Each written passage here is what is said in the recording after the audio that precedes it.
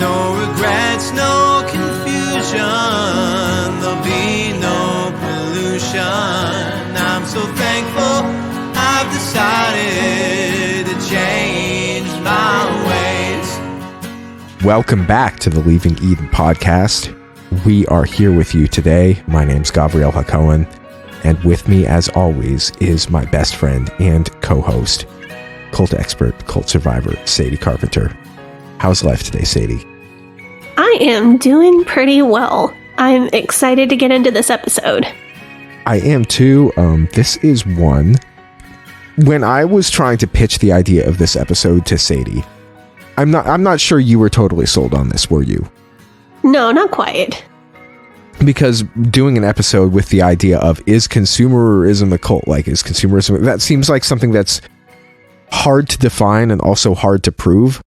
So I think that the tack that I want to take is, when does the desire to own things and when does the desire to collect things, worship of brands, and the status that allots you, can that become something that resembles cult control? So I think Is Consumerism a Cult is a great snappy title for this episode, because can social pressures toward consumerism approach a cult-like amount of control over the consumer? Doesn't quite flow so well. No. But that is the question that we're asking. In what ways can this be similar to cult control? The thing that we talk about over and over on this show is how humans are innately tribal and innately impressionable. There are so many different avenues through which a person can attempt to exercise coercive control over someone else. Some of those methods of exercising coercive control have been shown to work over and over and over again. The methods that are the most effective get used the most often. And what that leads to is cults of all varieties using a very similar playbook. So even non-religious cults will often use very similar methods to the best known religious cults. Sleep deprivation is the first one that jumps to my mind. You see that in almost every single cult group, religious, non-religious alike.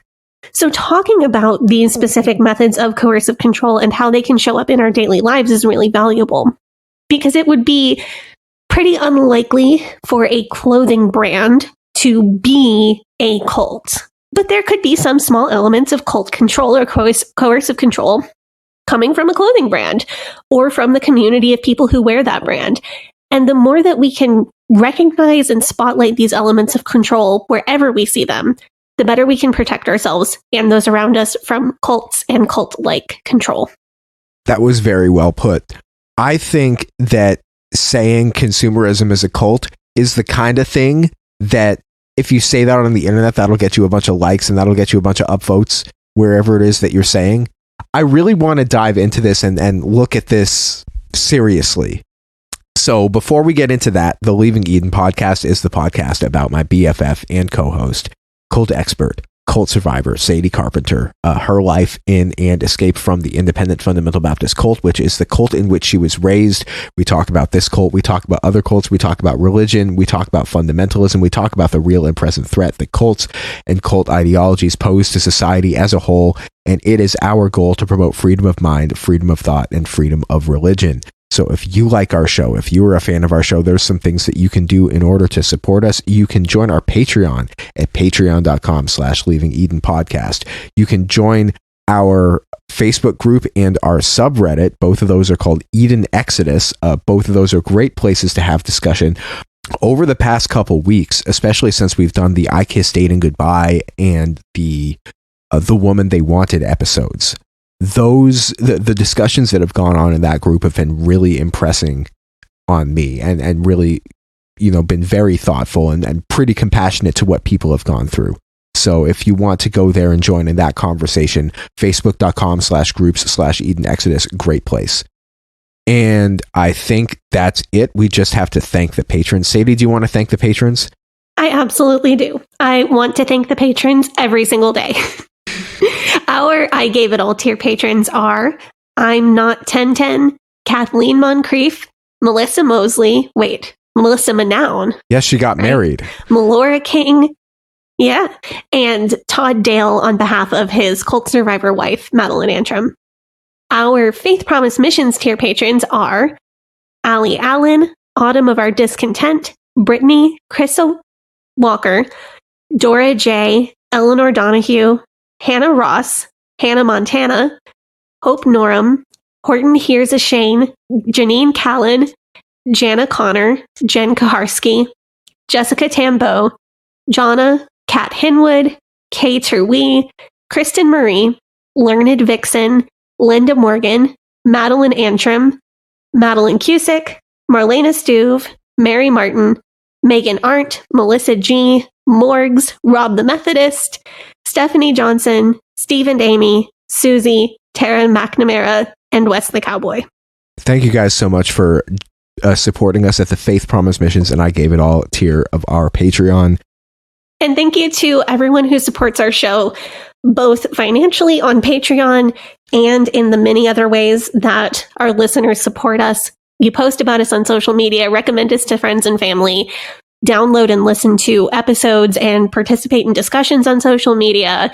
All of those things benefit us. They help more people find our show, and they continue to give us a platform, and we are so thankful. Yes, thank you guys so much. Let's do the TW, and then we will be on our way. Trigger warning for capitalism. Trigger warning for capitalism for... if you ever worked in marketing, huge TW for that. In general, we talk about a lot of potentially triggering topics on this show, including but not limited to suicide and mental health, racism, misogyny, PTSD and PTSD symptoms, child abuse, mental, physical, and sexual abuse, and spiritual abuse, including guilt, shame, and fear. In most episodes, we will mention at least a few of these topics, but we avoid graphic detail unless it's relevant to the story that we're telling, and we give our audience a heads up if we are going to include any of that graphic detail. So we're going to start out this episode. I don't want to assume that everybody understands economics, so I just want to do like a brief refresher on like supply and demand curves, because that's going to be important in this episode. Okay. Yeah, some of us were educated by ACE. Yes, and there is no shame in that if you suffered educational neglect, and you learn new stuff every day, even if you did have a good education growing up. So the price of a good, the price of something that you want to buy, is controlled by how much of that good that you have, or the supply, and how many people want to buy it, or the demand. If you have a good that is readily available and not a lot of people want to buy it, the price will come down because not as many people are willing to pay as much money for it. If you have a good that it is not readily available and a lot of people want to buy it, then the prices are going to go up because people are going to be willing to pay more money for it. I think that's simple enough. Yeah. The best example for this I can think of is tickets, like concert tickets. So if I'm buying tickets to a sporting event, if I don't think that the sporting event is going to sell out, I'm going to wait until the last minute, and then I'm going to buy tickets on the secondary market, because I know that people who have tickets and haven't sold them yet are going to try and offload them and make some money back instead of taking a full loss, because the value of their good expires once the event starts, and because the demand for that good doesn't meet the supply. On the other hand, say I wanted to go see Taylor Swift on the Eras Tour. That is an event where there are more people who want to see Taylor Swift than there are seats in the stadium to see Taylor Swift. And so supply can't keep up with the demand. So people will pay many, many, many times face value in order to get their hands on tickets to see Taylor Swift. So I want to define a term now, and this term is Veblen goods. So a Veblen good is a product that defies the usual rules of supply and demand, because as the price of this good increases, the demand for the good also increases. So the high price is a feature of the good and not a consequence of the quality or the materials or the labor used to produce it. And there are a lot of good examples of Veblen goods, like luxury cars, jewelry, handbags, clothing, things like that. I actually have here linked a New York Times article from 2006, which states that private colleges and universities noticed a serious increase in applicants when they raised their prices and then offered money back in scholarships. And they were basically tricking their applicants into thinking that they were getting a big discount on something more valuable. And then they were able to increase their admissions by hundreds of students. So I'm glad you defined that, because I was definitely aware of the concept of goods where the high price is a feature, not a bug, but I didn't know that there was a name for it. Also, Fred Meyer keeps trying to do the private college and university scholarship thing to me with meat going on quote unquote sale. It's rude. They're not counting on me taking notes every time I go shopping.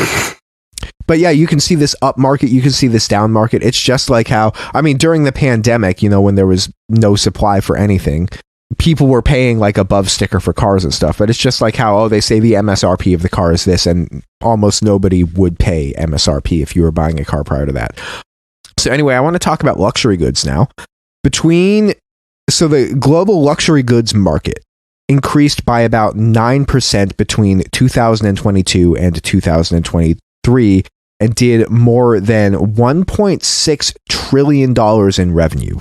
Trillion with a T. In the United States, the luxury goods market was worth less than about $90 billion in 1995. And today it is worth more than $350 billion. Billion with a B. Can we talk about how we're defining luxury goods? Sure. So I know that it doesn't just mean something that you don't need for your life. I know that it means something a little bit different than that. So I was looking at similar bracelets on the Tiffany website and on the Fred Meyer Jewelers website, and I found pretty similar sterling silver with small diamond silver chunky link bracelets. And the one at Tiffany was $1,500 and the one at Fred Meyer was $500. And it's not just like a bracelet is not just a luxury good in the terms that we are talking about it for this episode today, simply because it's something you don't need as a necessity for life. But the Tiffany bracelet is luxury because the price is higher than the workmanship and materials. Can you explain how are we defining luxury? Right. So the technical definition for a luxury good is a good for which the demand rises more than is proportional as income rises. So this is in contrast to like a necessity good, which is something that people keep buying consistently no matter how much money that you make, you know, like food, gas, paper towel, stuff like that. Fred Meyer Jeweler and the Tiffany bracelets are both going to be luxury goods, technically under the definition of the term. The difference is that the Tiffany one is from a well-known luxury brand, whereas the Fred Meyer one will probably be made by somebody else, and then they'll sell it under the Fred Meyer Jeweler name brand. But that doesn't make it not a luxury good. Okay. When they're talking about the luxury goods market, they're talking about things like jewelry, luxury cars, like, you know, stuff like that. But whether or not, a diamond bracelet is going to be a luxury good, whether or not it's made by Tiffany or Fred Meyer Jewelers. Okay. So you said luxury cars, and I think that makes a lot more sense because in many parts of the United States, a car is a necessity item. Yes. In some cities, it wouldn't be, but in many areas of the U.S., that is a necessity. Having a car that runs at least 99% of the time is an absolute necessity, but having a car with a certain name brand or leather seats or a more expensive car or a newer car or a shinier car is not at all a necessity. So there aren't really like luxury bracelets and non-luxury bracelets, but there are regular cars and luxury cars. Exactly. That's you've got it. I needed that. Thank you. So I've given the technical definition of a luxury good, and if we're talking about the Tiffany bracelet versus the Fred Meyer Jeweler, my opinion is that like when we're talking about like what is a luxury brand and what isn't a luxury brand, my opinion is that if a brand has to tell you that it is luxury, then it isn't luxury. And like a lot of brands will like go out of their way to build themselves as affordable luxury, which I also like. I just feel like if it's a luxury brand, then like where does that come from? Where does that reputation of being luxury come from? I think affordable luxury is supposed to mean it's really good quality, but you're not paying for the brand name. But that also is just like it's people are just gonna be like, oh, but that's off brand, which we'll talk about later. Yeah. If we're talking off brand and we're talking about, oh, I get my alcohol from the Costco liquor store, then it's totally fine. But if it's like, oh, you're wearing the off brand jewelry, then people are gonna notice. That's the thing. Yeah, we're gonna get there. Yeah, we'll get there. So what I find most intriguing is who is actually buying luxury goods. So you would think it would be rich people, older people, people who have established careers. Like if we think of like who is a Mercedes driver, you think of somebody, maybe they work in real estate, maybe they're a stockbroker, maybe they're a banker or something like that. But this is not the case. The increase in luxury goods market share over the past 10 years has been largely fueled by millennials and Gen Z, who have notably less money than their parents and grandparents did at their age. Millennials and Gen Z together make up about 2/3 of luxury goods buyers. That statistic flabbergasted me. Most notably, a buyer of luxury goods is about as likely to be low income or middle income as high income. So this is in stark contrast to 20 years ago or even 10 years ago, at which point a purchaser of luxury goods was far less likely to be low income. So there are a lot of contributing factors to this. One is that millennials and Gen Z are more likely to live with their parents than older generations, and living with your parents means that you spend less money on rent or a mortgage, and it also means that you may have more disposable income, which can be spent on luxury goods. Ironically, the crisis in affordable housing is contributing to people spending more money on luxuries, not less. That's fun. Yeah. I mean, no, it's funny because you always hear people say, oh, well, you just have to stop eating your avocado toast and then you'll be able to afford a house. And people are like, no, I'm buying avocado toast because I can afford avocado toast, but I can't afford the house. You know what I'm saying? Yeah. That's just like one example. So another factor is status. That so according to a recent survey from GWI, which is a consumer insights group, more than half of respondents said that they believed people who own high value products are more likely to be respected by others.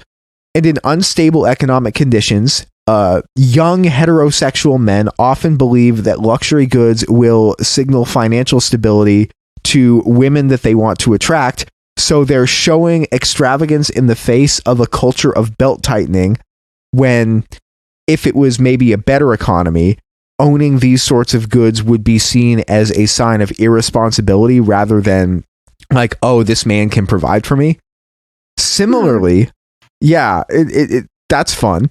Similarly, women may believe that showing off extravagant luxury or designer products is beneficial in that it signifies that they are more worth spending money on. Like, we've all seen advertising and marketing that takes the tack of treat yourself because you're worth it. I mean, we've all seen ads that say that. Yeah. Which on one hand, like, it's totally okay to spend money on yourself, but there is this other side of it that ties your value as a person to how much money is spent maintaining you as a person. Yeah, that is disappointingly sexist and heteronormative. Yikes. Culture and marketing can be pretty disappointing and sexist and heteronormative. For sure. I did not hope I didn't come off as if I were blaming you. I know that you didn't come up with that. I didn't invent culture, sadly. If I did, it would have been better.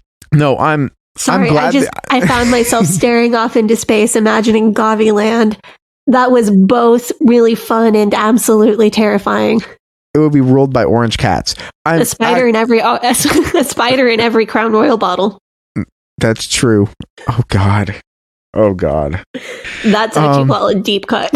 Deep cut. If you know, you know. I'm actually glad that you brought up heteronormativity, because according to a study that I read, gay men spend more on luxury goods than straight men. I think gay men spending more on luxury goods makes sense for a couple demographic reasons. And one of them is that gay men are less likely to have children. That's true. So they're more likely to be a DI&K family, especially like a partnership of two gay men, way more likely to be dinks than a straight couple. Having a child is like owning an exotic pet. It's like all the people on Tiger King. You either got to be rich or crazy. Yeah. Not rich. So there is another motivator for a lot of excess spending and luxury goods within the millennial and Gen Z segments. And this is the most fun one. And by fun, I mean not fun at all. And that is the phenomenon of doom spending. You know about doom spending, Sadie? No, let's hear about it. Okay, so people who are convinced that they will never live long enough to reach financial solvency are less likely to be motivated to save their money, be frugal, and, you know, make sensible financial decisions, and they're more likely to spend it on short-term luxuries.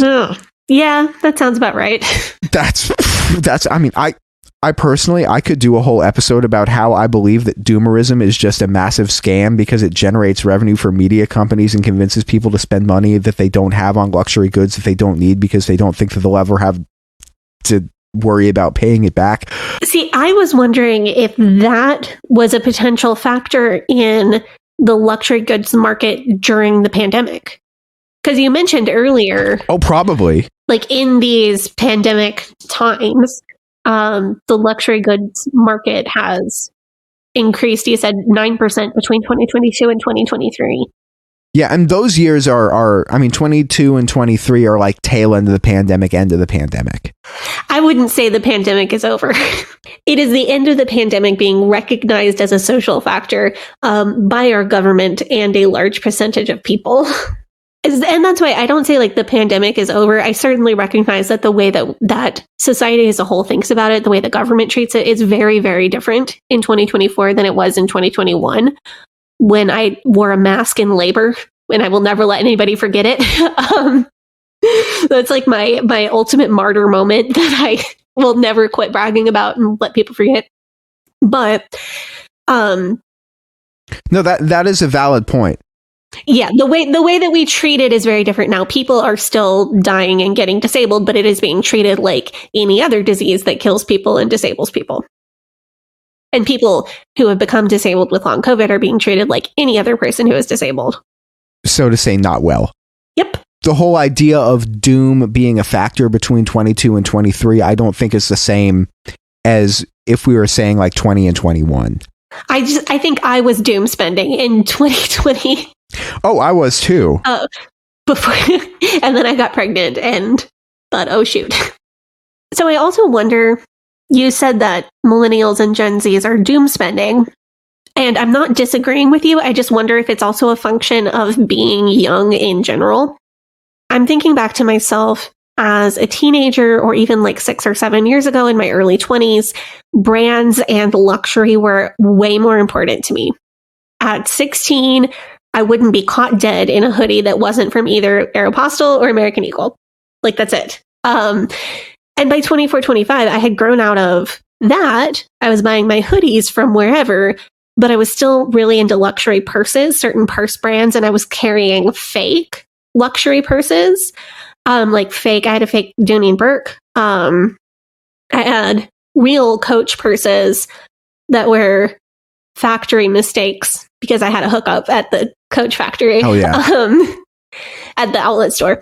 But I was carrying only luxury bags because I felt like I needed that status symbol. And now at 31, I throw all my stuff and the applesauce for the kid and extra pull-ups into my crappy little Adidas backpack, and it's fine.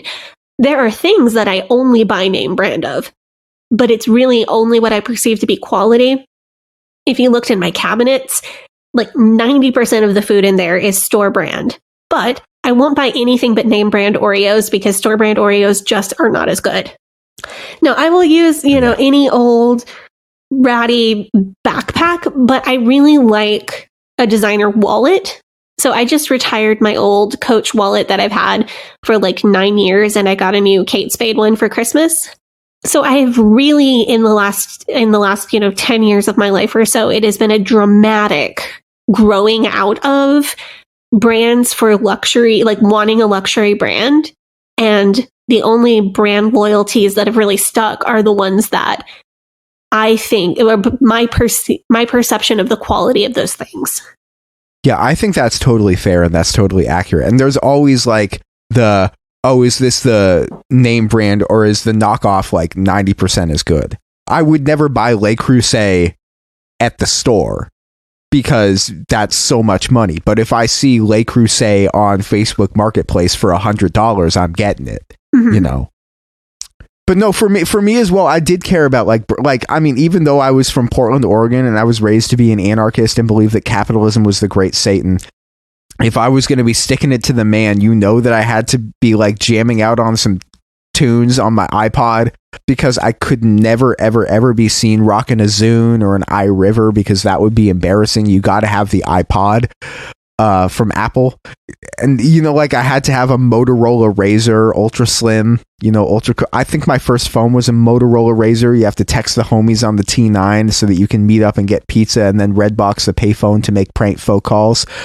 That's what I was up to as a young teen, but it was always like, no, you have to have the right brand. Even if you're like, I'm sticking it to the system, you have to have the right brand. Yeah, you got to listen to your Green Day on proper iPod. Yeah. No, I mean, it's like the very like pop punk thing. Whereas you want to be punk, but you gotta be pop doing it. So you have to like fit in with the system by going against the system. These motivations we've talked about, maybe like understandable or at least comprehensible motivations to spend money on luxury goods. I don't think that describing this as like cult control to this point would be accurate or fair to anybody who grew up like Sadie, who grew up under actual cult control. The closest thing that I can say to this is that it's like short of being MLM. Like there are some similarities, but I don't think it comes up to that level. And MLMs, because like in an MLM, if you are somebody who is in one, you get awarded status when you move a large volume of product, whether or not you're actually selling the product or whether you're just purchasing it and keeping it in your garage in order to maintain your Diamond Select Club membership or whatever. Your status in the group spends on how much money you are spending or making the company. I would be quick to point out that some MLMs absolutely do function as cults. There's a lot of thought control and emotion control in the way that some of them operate. For example, they may tell you if you're not selling enough, that's your stinking thinking, and it's your fault because you don't have the right mindset. I would say many MLM companies, and that's multi-level marketing for the percentage of people we confused, do have some aspects of bite model control, and some do function as cults. The other thing with MLMs is that there is a formal enforcement status with rules and parameters. So you have to like move a certain number of product a month or a week or a year in order to maintain this status. The question is, how would such a thing be applicable to a non-formalized status of in the world as guy who owns expensive things? So this is a great time for me to talk about the role of social media algorithms in all of this. So social media apps like TikTok, Instagram, YouTube, these are all places where a person's perception of how they are viewed by other people can become very warped, either positively or negatively. So building a large following on social media can garner somebody massive positive attention or massive negative attention. In doing research for this episode, I spoke off the record to a personal friend who runs a somewhat successful YouTube channel about interior design, and he told me that by featuring a large price in either the YouTube thumbnail or in the video caption is almost like a surefire way to get views on your video. So this is also actually one of the reasons why I think Bethany Beal keeps talking about money on her channel. She keeps saying 100K a year, 100K a year, 100K. If you see 100,000, then you're going to like a dollar amount and you're going to click on that. But what he told me is from his professional perspective, he could put up a video that was titled $500,000 home gets $50,000 kitchen remodel. I'd watch that. Wait, would you watch that? I'd watch that video. Yeah. I mean, I'd be a lot more likely to click on that video than I would to click on a video that says Dutch Colonial gets induction stove and ditches Formica for black granite countertops. It doesn't have to be a high price. It just kind of has to be any price, just to tell you, like, just because everything is worth money or a lot of things in life cost money, it determines what framework you're looking in. So, like, I mean, a $500,000 house is a house that, you know, somebody might, I mean, with housing prices what they are right now, somebody might buy a $500,000 house and say, well, this house needs a new kitchen. How much can we spend on the kitchen? And that's a legitimate thing that they might actually want to do. My friend who's making those videos, he does that for work or as like a side income for his job where he is actually an interior designer. If you were a person who was brought up in the information age and one of the main sources of camaraderie, of validation that you get from your friends is from social media, then you may get more of that validation if you're like flexing a BMW or like an Hermes clutch or like the Tabby boots or like a Rolex than if you're posting pictures of your cat. And I spoke to a friend of mine who formerly worked at Meta, and he told me that Instagram and Facebook's algorithms prioritize these kinds of posts for a couple of reasons. So first, images generate more interaction and get more engagement than text posts. So images automatically, they're going to get a bump. Second is that all social media platforms primarily make their money off of advertising. And the closer that a regular post from your friend showing off like a new purchase comes to resembling an advertisement from a company, the more likely you are to interact with an advertisement that's on your feed because it looks like the post from your friend. Oh, that makes sense. Doesn't it make sense, though? That was a light bulb moment. Beyond being algorithmically enforced social clout, there are also entire online communities that are devoted to either luxury goods, brands of luxury goods, and I'm sure that we've all come across this sort of thing. They can range from like forums where people discuss a brand's history, iconic moments, legendary products, things like that. Or it can be a place where people discuss maintenance, modification, buying and selling products, things like that. For example, when I used to be into modifying cars, there were forums set up where people would discuss maintenance and like any problem, any bug, any issue that you had with your car that was like a known reliability issue. There was somebody on there on the internet who had had it before who could say, here's the kit, you buy this kit from this person for $200 and you go in and you do this and you fix it. When I was more into buying and selling guitar gear, there were forums where people would discuss guitar gear. Of course, the common theme on a lot of these forums is that the more money you spend on parts or equipment, the better results you usually have. And some people would find online community in these forums and they would build kind of their personal identity around being a person who owns or uses a certain good, which was often weird to see because it often felt like an online social club that you had to buy membership into. Like you had to pay your way into it. So this is where I see a real danger for elements of the Byte model to potentially show up.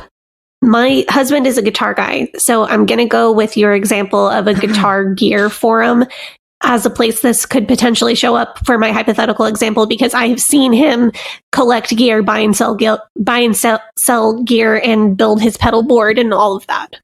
Yeah, I am very familiar with this. I too have been on the gear page, and I've been also doing guitar long enough to know that all of the sounds exactly the same, and if he ever tells you that he needs a new guitar pedal, he doesn't. So he runs a very simple pedal board. So simple that I can tell you what everything on the board does. It's frugal. He doesn't have a crazy board. My board's crazier than his. Yeah, I think he really tries to resist the needing a new pedal thing. That's how they get you. So let's talk about, though, this like hypothetical guitar forum.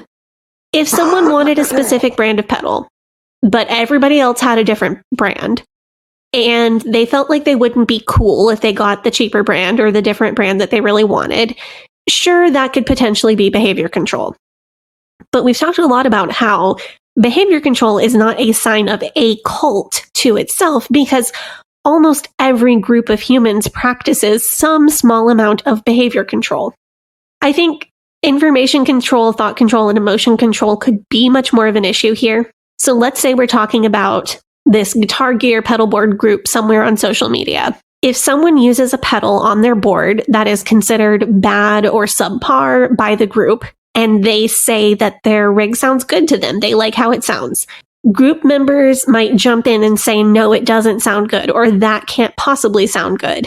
So that would be both gaslighting and information control, because they're both gaslighting the guy who thinks it sounds fine, thinks it sounds good. They're telling him, no, you don't think that.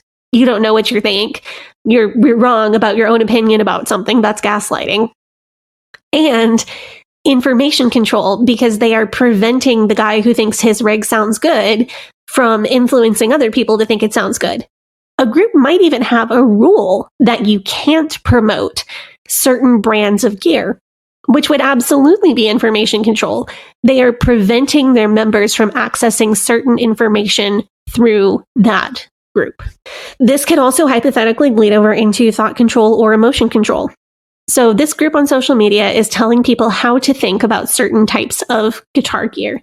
And as you said, the difference is small. Big things like what amp you have or what type of pickups you have on your guitar can make a difference to a really well-trained ear, especially. But the way that you wire your pedal board just isn't going to make that much of a difference. But the group could be telling people what to think. They could be telling people that they can hear a difference in the way that a pedal board is wired from an iPhone video on the internet.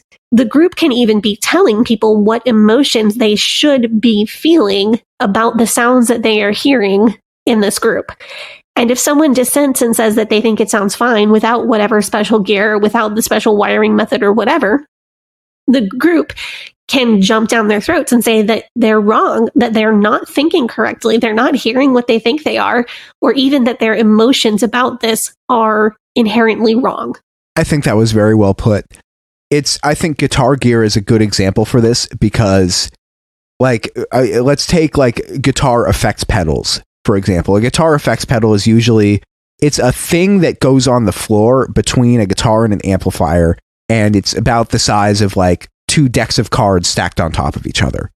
And they usually cost about $100 normally. But for every guitar effect that's made by a legacy brand, there's the other legacy brands that have done their version of that same effect. There's somebody did a reimagined version. There's somebody did a modified version. There's somebody did a boutique version with components made from unobtainium and the unicorn farts or some costs $400 instead of $100, and then there's going to be the Chinese knockoff for $40 that sounds exactly the same. People on the internet will say, oh, it's got more brightness, it's got more color, and it's bull. But people will seriously get so into the reads on this, and it's like... So the hypothetical that I just gave is a totally extreme example. I certainly don't think the vast majority of guitar gear groups on the internet come anywhere close to being a cult. But this hypothetical group that I made up and described absolutely does show some elements of cult control. And it's not completely impossible that a group based on consumption of a certain product could become a cult. And I think I've illustrated how that could be. I mean, a lot of people who buy hella guitar gear are playing in worship bands. So if it's the right kind of church, it might be a cult. That could be. The thing is, nobody in the audience for a concert has ever said, man, this song is really good. I'm really enjoying this song. But if only the guitar player's pedals were all true bypass instead of buffered bypass, it's just really ruining it for me. But I'm glad that you brought that up, because that is an example of getting validation online from other collectors or consumers can be a big part of this. And a lot of people will recommend that other people make the same purchases that they have made in order to validate their purchases. Mm-hmm. So I think we can extrapolate from the hypothetical I gave how a group that is centered around a certain watch brand or car brand or luxury handbag brand or even an activewear brand or a shoe brand or a makeup brand could hypothetically have some of the elements of coercive control, or under extreme and rare circumstances could potentially turn into a cult. So the next two segments of the episode, I want to dive into some specific brand-based subcultures and how they can turn out to be culty. Okay, let's do it.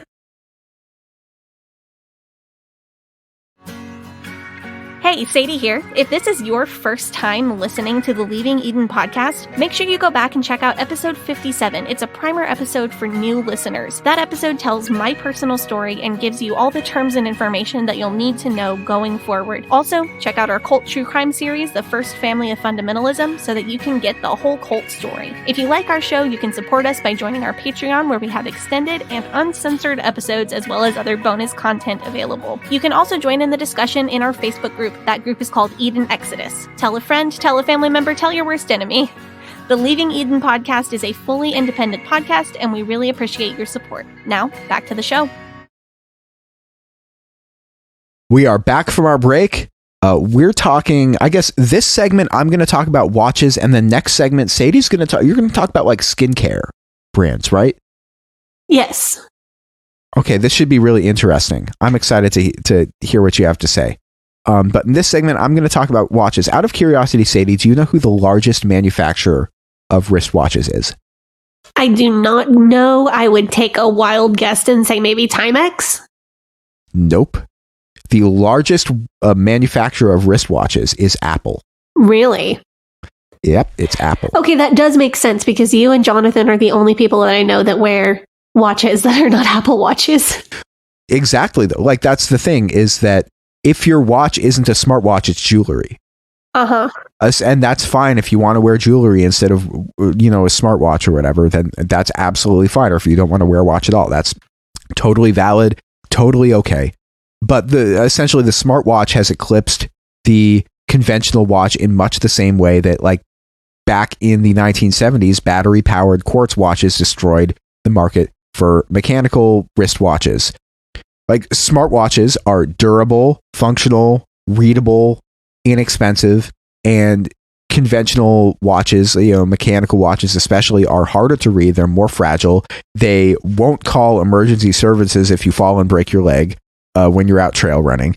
And a smartwatch usually costs like a couple $100.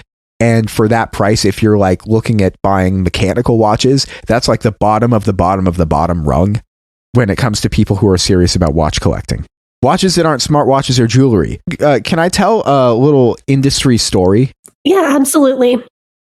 So, in the middle of the 20th century, watches were mechanically powered by spring tension. So you either had to wind them or they had ones with rotors inside that would wind themselves.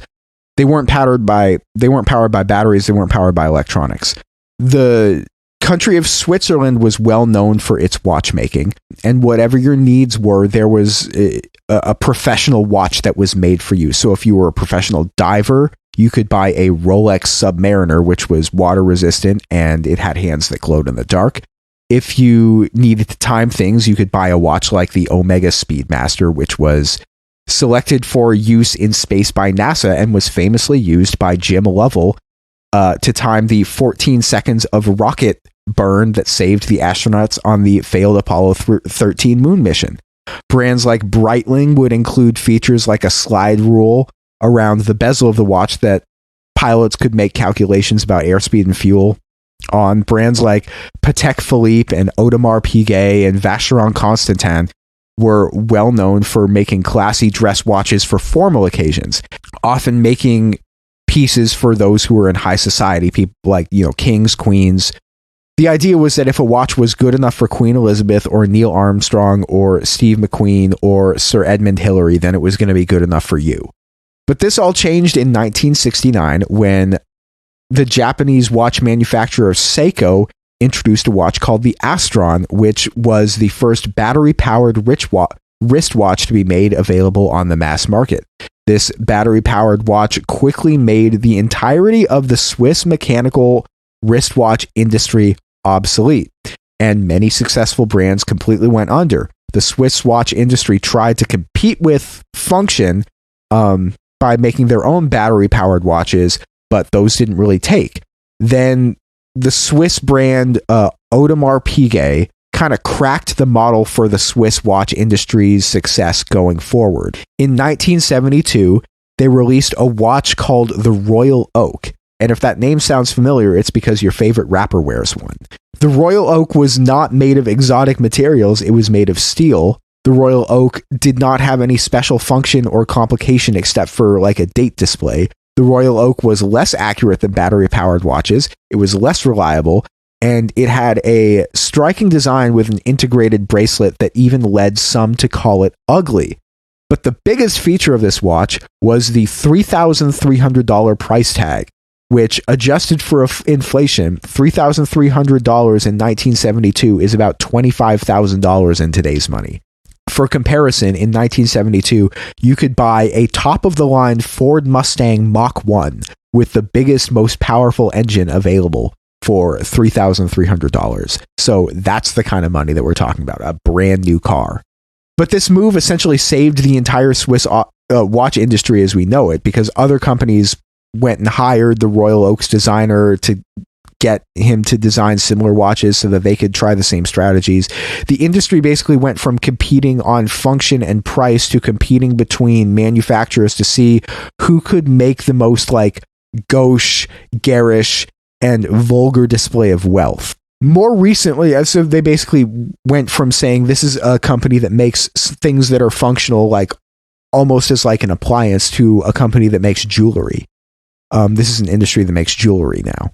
More recently, however, watch manufacturers have been going through their back catalog and taking styling and design cues from watches of yesteryear and really playing into their brand's heritage and, saying, oh, this is a tool watch, things like that. And of course, one of the byproducts of doing this is using marketing and advertising copy that is emotional and evocative. And while people can certainly be emotional about a product or a brand because they have a personal history with the brand, there are some people who don't just like buy in, they like really buy in, and it can get very, very weird. I'm interested to hear what the extent of somebody's buy-in can be for a watch brand. Okay, so I have linked a blog post from Hodinkee.com. Hodinkee is a website that both brings that they blog about watches, they blog about the industry, they sell watches, watch-related accoutrement. The post that I've linked is from October of 2022, and it's a profile of a fashion podcaster named Jeremy Kirkland, in which he describes what his Rolex GMT Master 2, colloquially, if you're in the know, this watch is known as the Rolex Pepsi because it's got a blue and red bezel. But he's talking about what this watch means to him, and I'm going to read this quote right here. He says, "My wife went into labor, and we were getting ready to leave the house. And when we were in the driveway pulling out and her water broke, I realized I hadn't put on the watch, and I wanted to wear it when he was born. So I stopped the car, pulled back into the driveway, and she's asking me what's wrong. I just told her I left something important behind. And I went and got the watch and put it on, and she asks me, 'Did you just go inside to get your watch while I'm in labor right now?' Of course, that's exactly what happened. But by then, Kirkland had the watch and was able to wear it for the birth of his son." Sadie, I want to know your opinion on this as somebody who has gone through labor. So I was induced, so it was not a time-sensitive labor. I'm not sure I have the full perspective. I can tell you for sure, if I were already in the hospital in labor and my partner left and went home to get something he forgot, I'd be pissed. Like, I don't care what you forgot. It doesn't matter. In this scenario, though, if he is telling us accurately, and that's a big if, they were barely out of the driveway. So it took him literally 5 seconds, throw the car back in drive, pull into the driveway, run into the house, get it, like 2 or 3 minutes in difference. How bad it was depends on how much pain his partner was in and how long the drive to the hospital was. this is not automatically like the worst thing anybody has ever done. There are a lot of variables here. You're being far more lenient and compassionate than most of the people on the internet were. When this article came out, because I sometimes just like lurk in watch forums, this made it to all of the front page of all of like the cringe pages, all of the ones where this has gone too far. No, for me, it's not even like the, oh, I forgot my watch. It's the, I need to commemorate the birth of my child with a thing that I like that I purchased for the occasion. And not even just like, oh, well, my kid's born, so I bought a nice bottle of champagne. It's, I need to be wearing this watch that I like when my kid is born. That's weird to me. So I see, here's the thing. The person who carries the pregnancy gets somewhere around 9 months, little more, little less, to bond with their baby. But the non-gestational partner doesn't get that. So for the person who's not carrying the baby, if there's a couple where one person is carrying the baby and the other person isn't, the person who's not carrying the baby, like the birth, is when they bond with the baby. And the birth can be a really, really big deal for the non-gestational parent. So to me, it totally makes sense that the guy wanted to have this thing that is really important to him on his body when he welcomes his child into the world. Jonathan wore a special Metallica shirt for when we had Chuck. He definitely like picked a specific band shirt and like wanted to wear that. On the other hand, I was induced, so he didn't have to like keep it ready or go back into the house to get it. We just had an appointment to go to the hospital and go have the baby. This guy in this story absolutely could have avoided this problem if he had just put the watch in the hospital bag or put it in the car or worn it all the time starting at like 36, 37 weeks. So he definitely could have gotten out ahead of this one. I don't have a problem with him wanting to have the watch on when his kid was born. I think that's pretty normal for a non-gestational parent to want to do something special to bond during and after the birth of their child. He really should have been better prepared. And I would be ready to completely roast him if he's not telling the story accurately. I change my opinion immediately. If they were 2 minutes away from the house and he pulled a U-turn to turn around, go back to the house, park in the driveway, and go in the house and get it, I completely rescind my remarks. That is not acceptable. The only reason I think this is less of a really big bad deal is because they were literally in the driveway pulling out. Like they were not even off their own property yet. And that makes me more willing to be compassionate. Yeah, and that's fair. Saying I have a Metallica t-shirt that's like what's a t-shirt? What's a Metallica sheet? Like $40 max, something like that. Yeah.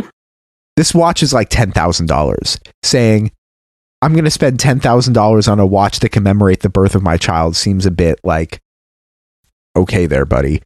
It's also like it's not the same for me as giving your kid the name of a character from a fandom. But I feel like it's giving your kid a fandom name adjacent. I think it's fine for this guy. Like he's a watch guy. That's what he's into. I think it's fine for him to want to wear this watch at the birth of his child. But as I said, if it comes out that he was literally one wheel out of the driveway, I change my opinion immediately. Okay, I see your point there, but do you see where I'm coming from, where this can easily get extremely cringe? Yes, well, we just had to spend like 10 minutes litigating exactly where this guy's wheels were in the driveway to discover whether we think he went over a line or not.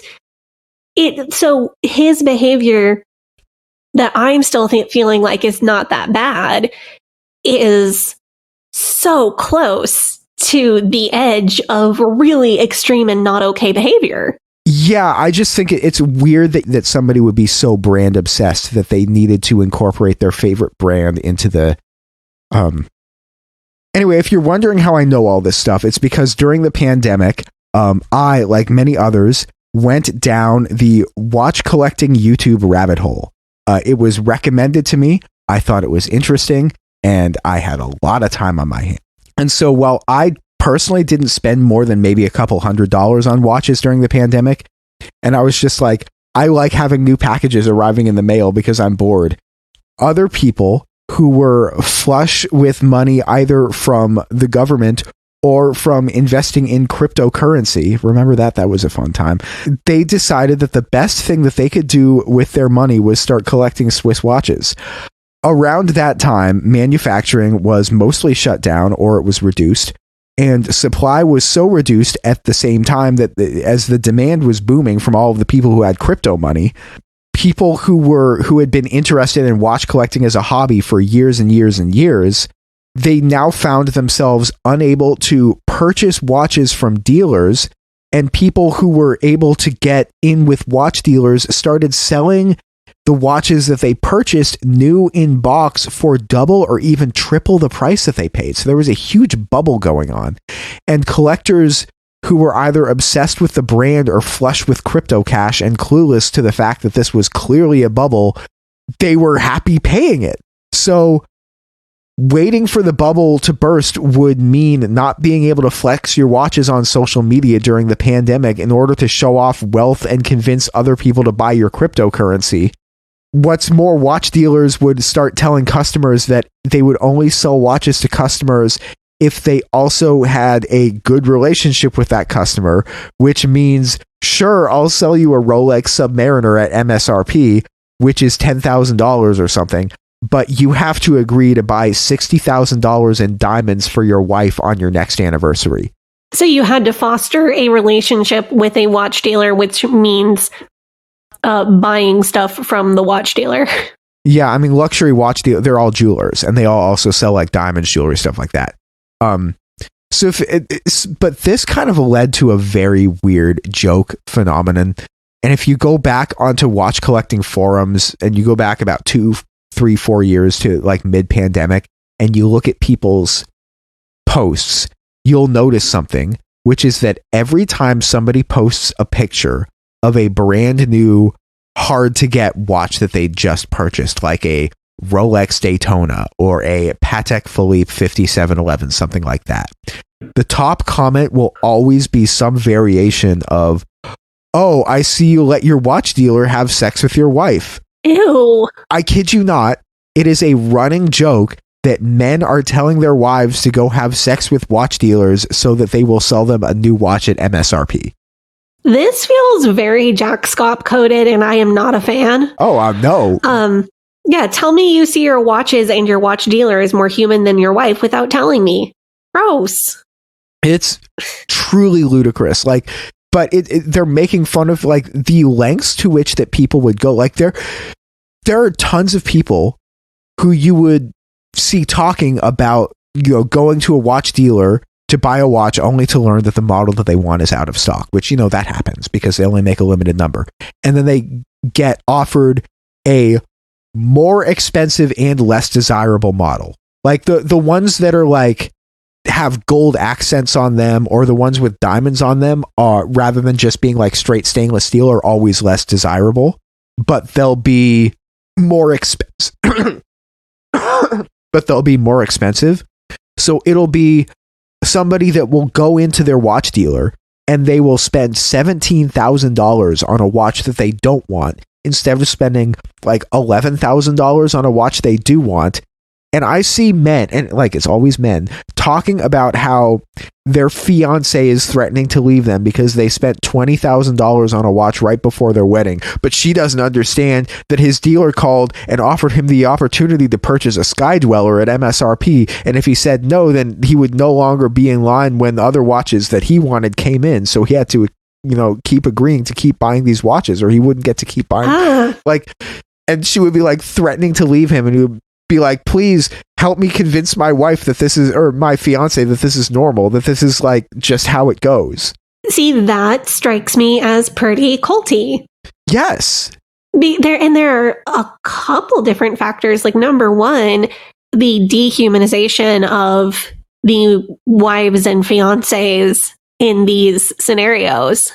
Because I did not feel like the guy in the first story where he went back inside to get a house while his wife went back inside the house to get a watch while his wife was in labor. The way that he told that story didn't feel dehumanizing to me. His wife was a character in the story that was just like, "Are you kidding me? She had a voice, she had, and it is. And at the end, he was just kind of like, yeah, I'm a dumbass for that, but whatever. Yes. Like, but she, like, that character in his story feels like a real person. And in these jokes of, like, I see you let your wife have sex with your watch, or told your wife to go have sex with your watch dealer, that is way more dehumanizing. Like, that's way more of a red flag to me. it's legit a meme at this point. If you go in there, it's legit a meme. Yeah, but that's a very misogynistic meme. And because no denying it. And I shouldn't have to spell this out, but I'm going to because it got under my skin. Tell your wife to go have sex with somebody. Like, what are you? Are you her husband or are you her pimp? Come on. That really plays into really frustrating stereotypes of sex workers and also of husbands as owners of their wife's body. It also makes it out that she has absolutely no agency or no emotions in this, and that a woman is just a thing for somebody to have sex with, whether it's you or your watch dealer. Really hate that. Sorry, that may have triggered me a little bit. I mean, it's a valid reason. Totally valid. But no, it totally did, because I just immediately flashed back to Jack Scopp saying he was going to put his wife out on the streets of Chicago in a fur and heels in the backseat of a Mercedes to raise the money for the new church building. And I think that's like the nerve that it touched. Deeply disrespectful. But the thing is, dehumanizing a certain group of people, like wives or fiancés or women, is an element of cult control. That is, depending on what is being done with that dehumanization, it could be information control, it could be emotion control, it could be thought control.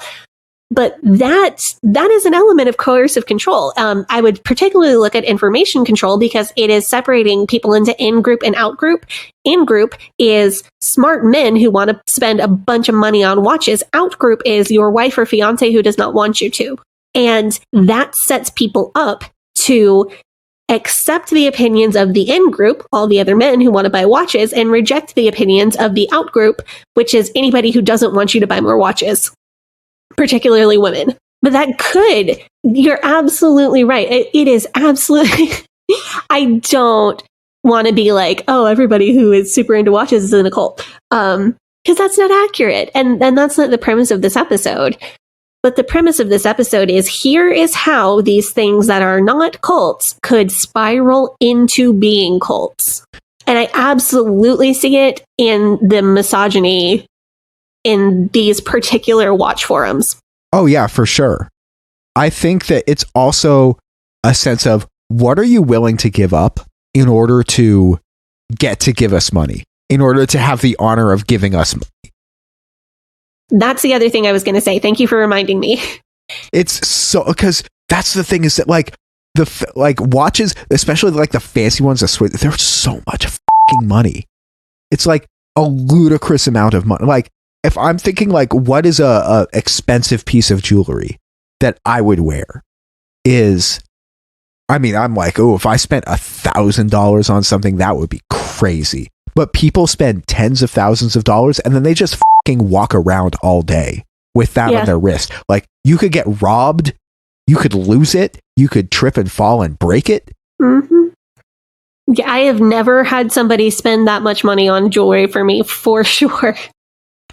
And that would be horribly irresponsible if they had. Yeah, no, I have some pieces that are heirlooms that are worth a little bit. Not tens of thousands of dollars by any means, but I have some very nice pieces of heirloom jewelry, but nobody's ever spent that kind of money on me. I mean, that would just be, but also that's not where your head's at either. You're not looking for somebody who's going to spend, like, I mean, for you, a $200 bag. Oh, that's a nice bag. But I don't want those anymore, because I'm going to have Cheerio crumbs and hopefully maybe one day some baby spit up on everything I own and wear for, hopefully, let's cross our fingers and hopefully the next 5 years or so. No, I know a lot of women who have very nice engagement rings. Things that are the main stone. I know in my generation, the halo look was super, super trendy. So they'll have the main stone that's a carat or even bigger, and they'll have the halo around it. And I know plenty of women that wear engagement rings that are worth between $5,000 and $15,000 and value that. And I don't think it's a problem to want something nice or to value something nice. But if I had one of those, I would never wear it because I have my hands in like meatballs and bread dough all day long.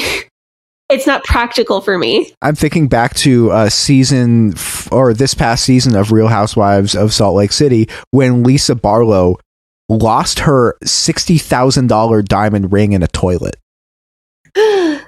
Oh no. See, that's why I don't ever want to own a $60,000 ring, because that is exactly what would happen to me. I know, and she was so they were on like vacation and stuff, and she lost her ring in the toilet, and it like, was it insured? I don't know, but she was just like freaking out, and she's like, that was $60,000. John gave that to me. It was $60,000. It was a whole thing where people were like, what happened to it? I can see this going. I don't think that buying watches is cult-like behavior, but you can see how under the wrong circumstances it could become so. Yeah, and you could definitely your life up by doing this. Yeah. You could your finances up by doing this. Do you want to go to break and then come back? And then you could talk about skincare? Okay. Let's do it. We are back from our break. Thank you guys for listening to me ramble on about watches. Now it's time for you to listen to me ramble on about skincare. That's interesting. I know very little about skincare. Please tell me. So I've recently noticed a phenomenon of consumerism that could potentially be seen as cult-like. And when we started writing this episode, I thought, oh, this is the perfect place to talk about this. And that is preteens' current obsession with Drunk Elephant skincare. Drunk Elephant is a skincare brand. It is originally marketed to like young millennials is what I would say the target demographic is. Okay, so like late 20s, early 30s. Yeah, people right around my age. We first started to see this trend pop up before Christmas of last year, Christmas 2023. All of a sudden, it seemed like every preteen girl had this very expensive skincare brand on their Christmas list. We're talking products that are in line with most beauty brand skincare brands that you would see, like Sephora or Ulta. They run around $50 for a single product. And that's not out of line for like the stuff that I buy. It's maybe a little more expensive than the stuff that I buy, but it's not that different.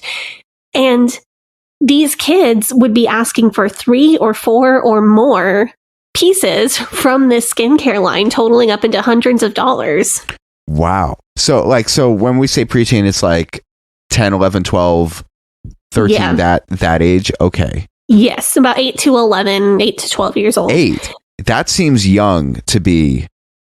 Right. So that is what drew people's attention about this, because 12-year-old wants nice skincare stuff doesn't seem that crazy, but 8-year-old wants $50 skincare really doesn't seem normal. So would I be wrong if I questioned the ethics of marketing skincare products to preteens, aside from like telling them to put on sunscreen? No, not at all. But okay. Drunk Elephant didn't intend to market to preteens. They are a pretty standard, like I said, young millennial skincare brand that took off, gained popularity just before the pandemic at the height of that trend toward complicated skincare routines. Oh, right. I remember, because people are watching the Get Ready With Me videos and they're like saying, I'm using this. I've seen these videos.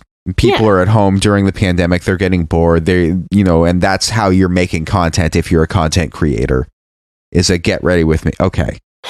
So the Get Ready With Me videos are still alive and well in 2024. It was because of child influencers on TikTok, Instagram, and YouTube Shorts doing these Get Ready With Me videos using Drunk Elephant products that other children, specifically preteen girls about 8 to 11 years old, became obsessed with these products. So child influencers just seems like, no, please, no. Mm-hmm. Make it stop. Also, so can we talk about, like, so what is and what isn't appropriate skincare for an 8 to 11 to 12, 13-year-old?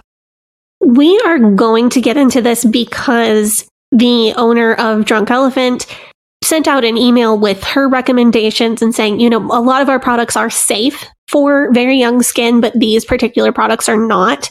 Having read a couple articles about this, specifically retinols and acids, including vitamin C, are not safe or necessary for children's skin. Dermatologists typically recommend that people not use retinols at all until after age 25. Huh. There's nothing wrong or harmful about an 8, 9, 10-year-old using a moisturizer or a face wash, or getting in the habit of good skin cleaning routines, or enjoying the luxury of using a nice cream on their face.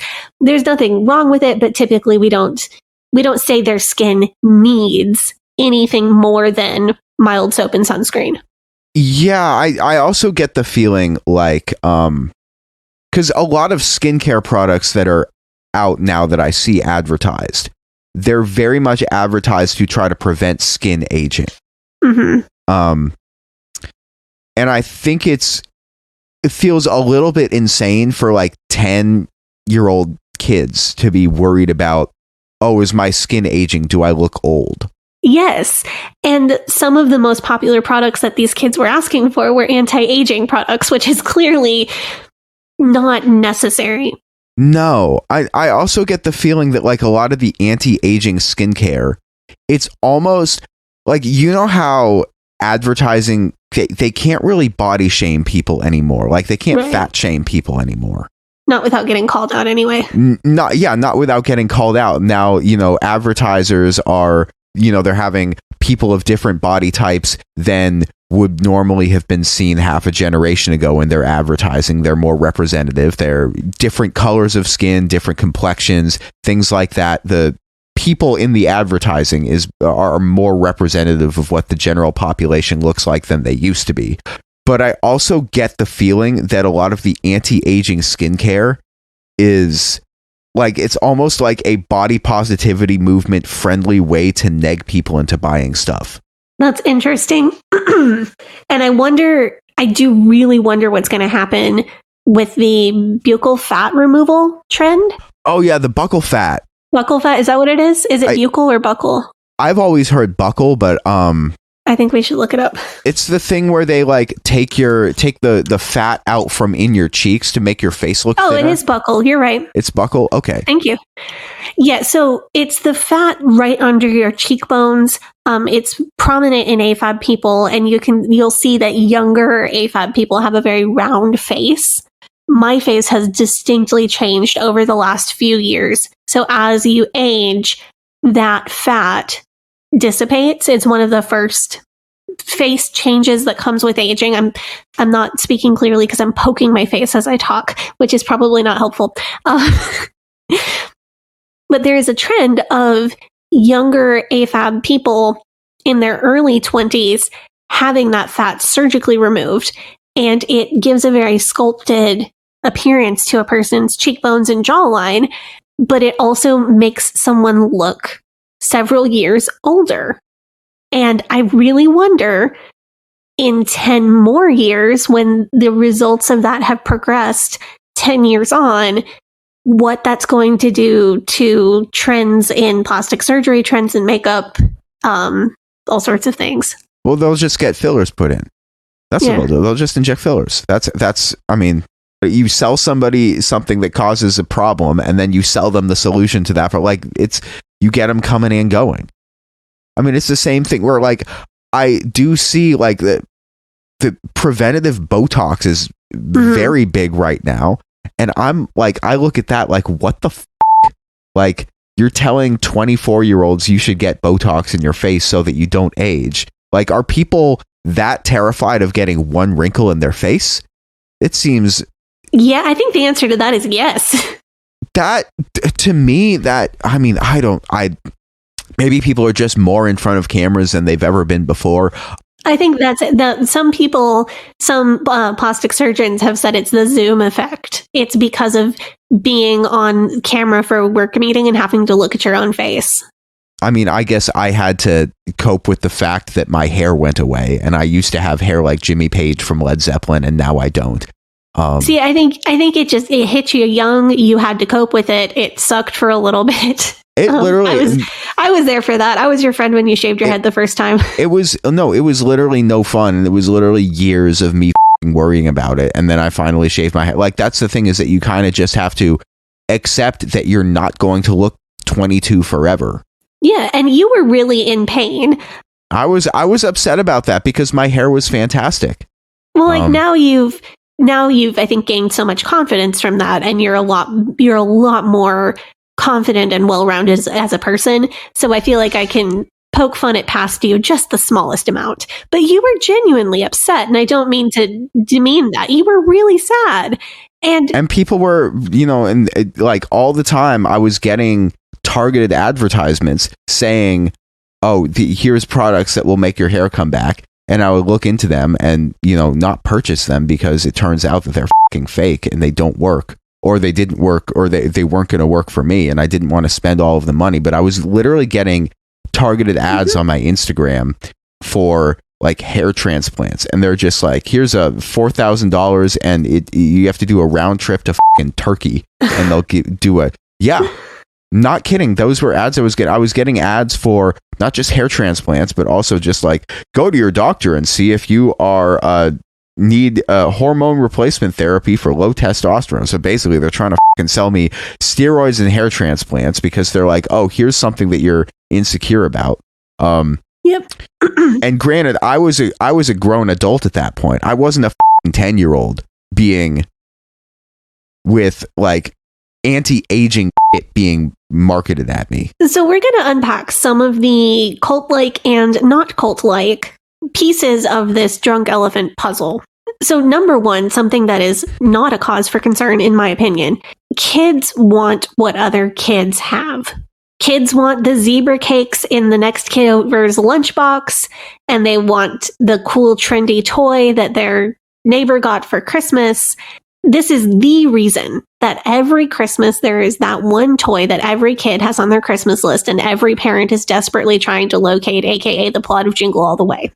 Like it is a thing because kids want what other kids have. They're learning how to be humans, and humans want what other humans have. And that is, by the way, the good thing about having a February birthday. My birthday is like 45 days after Christmas. So I would just tell my parents to wait on whatever that super popular toy was every year. If I wanted that thing, I would just tell them to wait and catch the first restock after New Year's, and then I'd just get it for my birthday. See, this is also why I like Southern and Midwestern people, because you can get them a fancy present and their response is always going to be, oh, you shouldn't have. Oh, that's so nice of you. And then you can straight up tell them, no, it's fine. It was on sale for 60% off. And they'll like be super fucking pumped. They'll be like, "Oh, you got it on discount? Hell yeah!" Like that makes it even better. Yeah, if you're that kind of person and someone gets you a gift on sale, it's a feature, not a bug. I was talking about getting a Kate Spade wallet for Christmas. I had told my mom that I wanted one, and she texted me one day before Christmas, like, "Tell me what color you want. Tell me what style you want right now because they're on deep sale." Like, go now. We got to choose. But that's a nice gift. Yeah. So it's not concerning for kids to want something that another kid wants. And it's not concerning for little kids to want to pretend to be grown-ups. That's something that all kids do, whether they're rocking a baby doll, pretending to be a parent, or playing with a toy makeup kit, or a doctor kit, or a tool kit, or pretending to drive a dump truck. All of those things are normal things for kids to do. Kids pretend to be grown-ups. It is what kids do. So I try to be really intentional about the way I talk to my kid about anything related to beauty standards, because she loves to play with my makeup. She wants to do it all the time. So I am not going to not let her but I try to be really intentional about the way that I do it. I don't talk about my weight or size or other people's weight or size. I do talk to her, though, about makeup, skincare, shaving, bras, nail polish. She is super, super into nail polish and always wants it. I mean, that's totally normal, though, for kids because they're going to watch their parents and then copy what they do and how they behave. Yeah. So I just try to be intentional about the way I talk about it. So, for example, I would not say to her, I need to put on makeup today because I look awful. I don't say that to her. I don't phrase it that way. I say, I think I'd like to wear some makeup today. I always try to frame all of those beauty standard type things as something that is totally optional, something that is not particularly gendered, and something that I do because it makes me feel good and because I want to. Little kids wanting to play grown up or use makeup or have a skincare routine is not necessary, but it's also not harmful or scary. Drunk Elephant has come out, as I mentioned earlier, and made it clear which products are okay for very young skin and warned parents away from any products containing acid, like even vitamin C and retinols, which are too harsh for kids' skin. I'm just thinking about how times have changed because when I was between the ages of 8 and 12, I wanted Bionicles. But when I was between the age of 8 and 12, I wanted skincare. I just didn't know that there were expensive brands out there. Were you getting like Walgreens brand? Yeah, that apricot scrub that we all tore our skin off with for like 5 years. So, but I think, wanting skincare or beauty products or something fashion or beauty related is pretty normal for 10 to 12-year-old AFAB kids. And I don't think that Drunk Elephant kids are in a cult.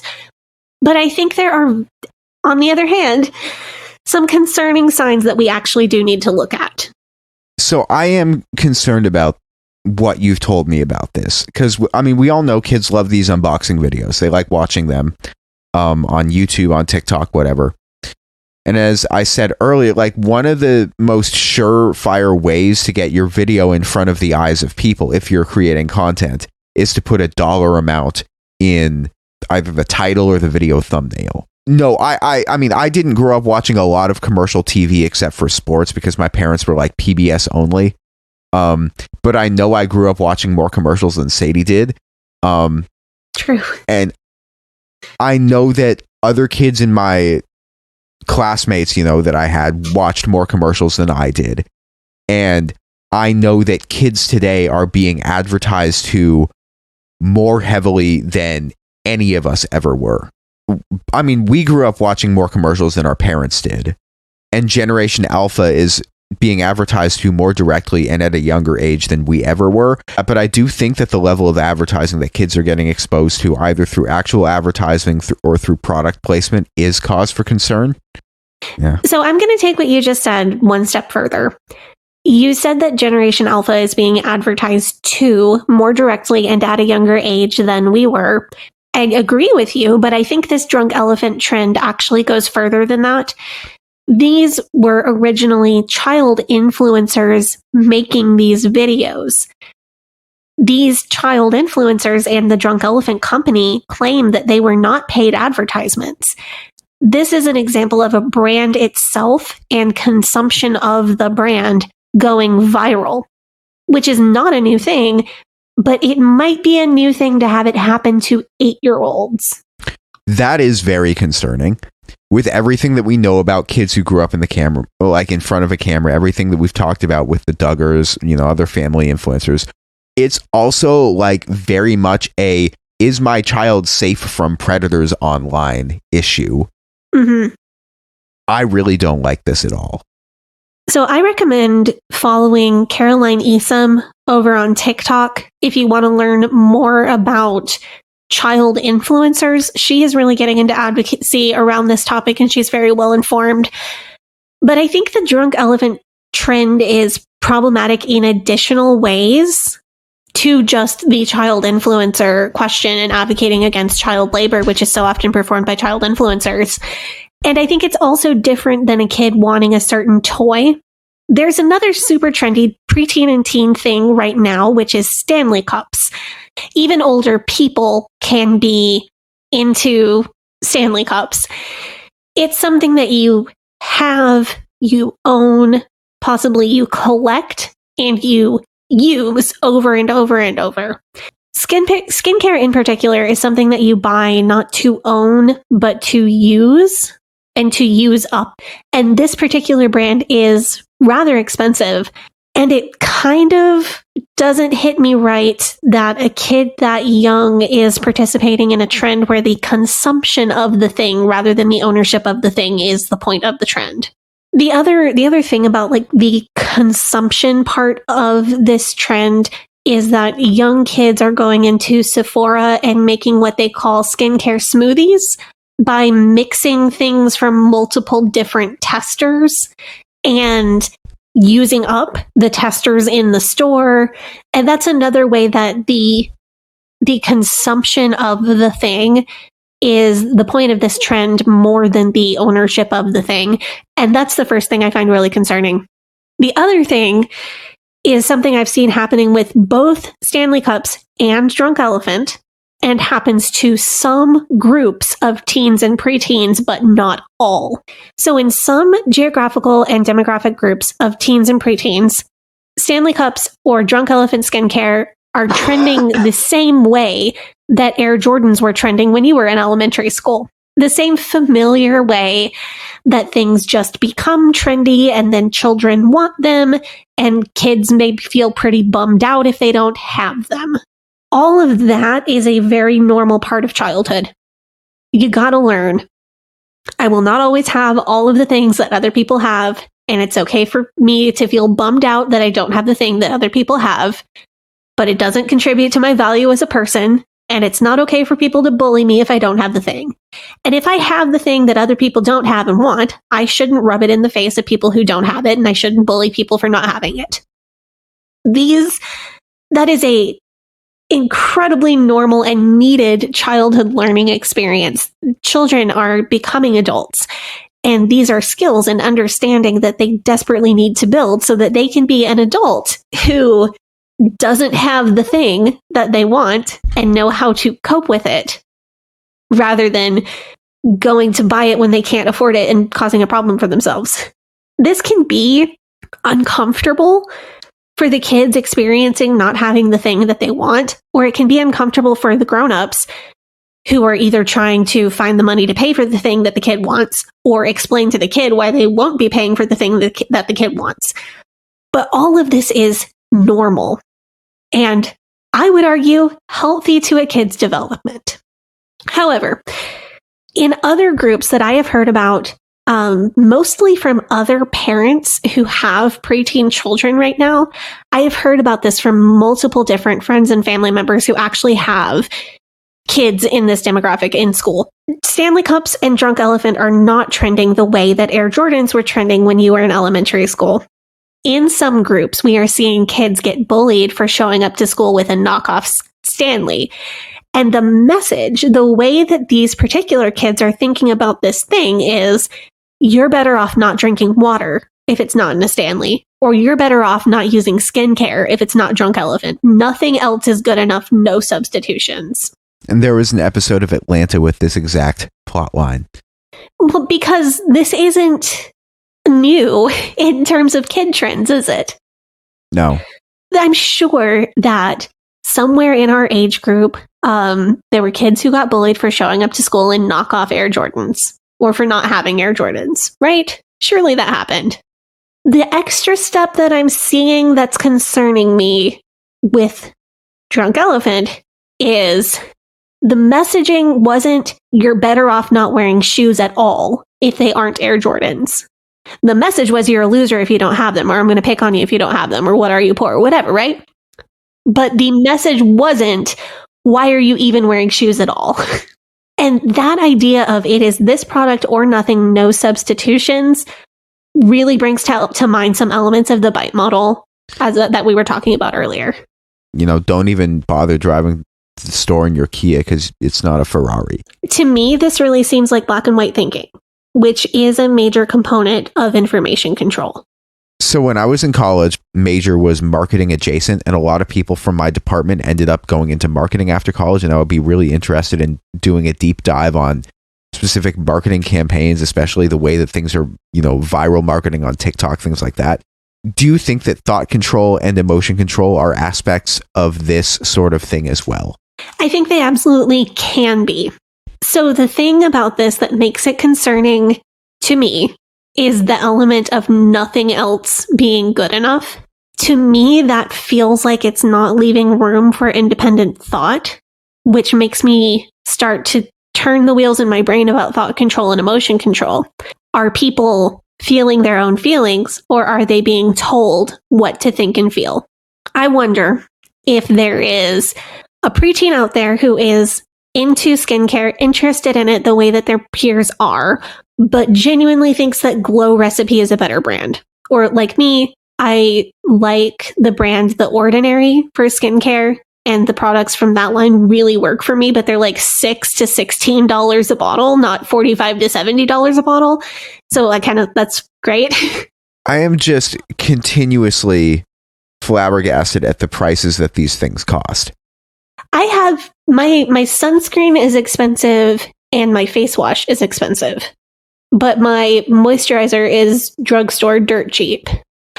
So it makes me wonder if there is a preteen out there who is into the science of skincare and has built their own routine with other brands and then is being told that they are thinking wrong or feeling wrong about these products because they think this other brand is great and they don't think they need Drunk Elephant. This is nowhere near enough evidence, in my opinion, to call it a cult. But I think there's enough here to say, hey, maybe this environment is fertile ground for cult-like thinking and cult-like methods of control, and we should keep an eye on it. There are some reasons for concern. I have to wonder, so where are the kids getting all of the money to buy these things? When I was in middle school, my allowance was probably $7 a week, and it got bumped up to like $20 when I was in high school, so I could go out to get like pizza at lunch a couple of times. So apparently they're asking parents to get it for them for like their big Christmas present. This is a skincare product rather than like a new, I don't know, or not like a new video game or like a Lego set. Or people have different skincare needs, especially from the ages of 10 to 13. There's a lot of variation in what your skin looks like. And putting everyone into a box based on a brand that's popular has an element of behavior control. When you tell everyone there is one solution that fits everybody, that's behavior control, and it's also information control. Again, I do not think Drunk Elephant is a cult, but these are the reasons that I find it a little concerning. I mean, I guess like the peer pressure around brands is definitely culty, is I guess what we're talking about here. Another question. How would your classmates know what brand of skincare product you were using if you're applying it at home? I think kids text. I think kids, like little kids, FaceTime. I think little kids have phones and would be able to show each other what they have at home. Man, this is... But I'm not sure. Man, that made me feel old. No, I do think that we should come up with a word or something for something that does like 3 out of 4 on the bite model. But not all of them. I will often say cult-like, but that's not a great word for audio content because it can come out as cult-light and be otherwise ambiguous. Everything that we've been talking about in this episode could be applied to a lot of other products that we haven't talked about.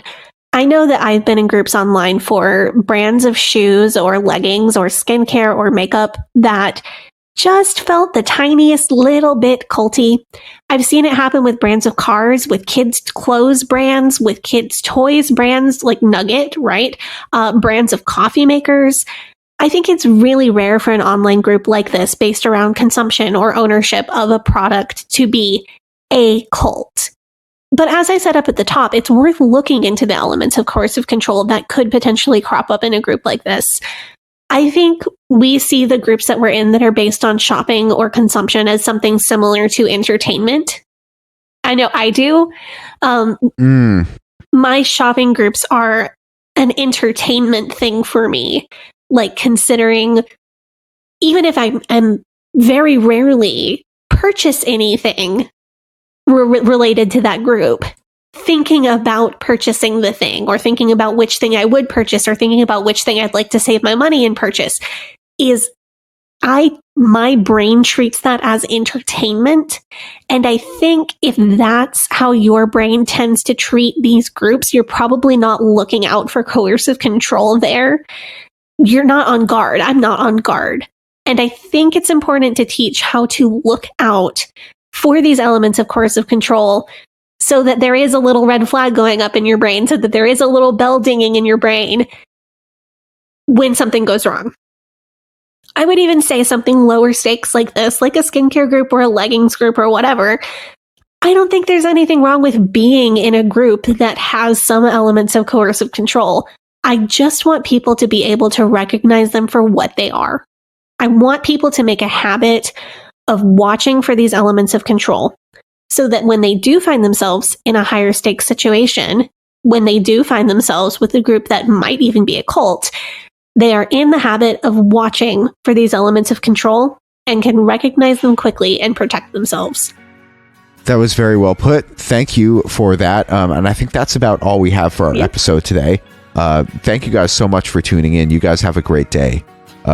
My name is Gavriel Hacohen. You can follow me on social media, is at GAVRIELHACOHEN on Facebook and Instagram. You can follow the podcast on Facebook and Instagram and TikTok at Leaving Eden Podcast. Sadie, your socials? You can follow me on Instagram at Sadie Carpenter Music and on TikTok at Sadie Carpenter 1. Thank you guys so much for tuning in. You guys have a great day. Bye-bye.